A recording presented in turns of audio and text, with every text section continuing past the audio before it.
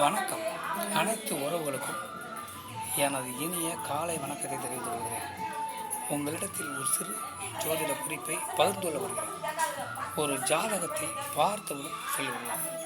இவருக்கு சொத்து வாங்கும் யோகம் உண்டு, இவர் பேரில் மண் மனை வாங்கும் யோகம் உண்டு என சொல்லுவார்.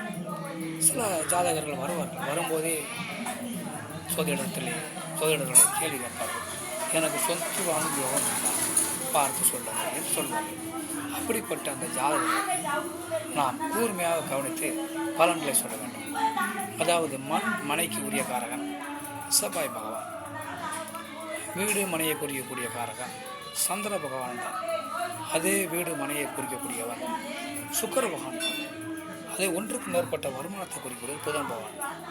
இந்த மண்மனையை குறிக்கக்கூடிய அந்த செவ்வாய் பகவான் புதன் பகவானோடு இருந்தாலும் சரி, அல்லது சந்திர பகவானோட இருந்தாலும் சரி, அல்லது சுக்கிர பகவானோட இருந்தாலும் சரி, அந்த ஜாதகர்கள் கண்டிப்பாக மண் மனை வீடு வாசல் சொத்து சுகம் வாங்கும் யோகம் அவர்களுக்கு உண்டு.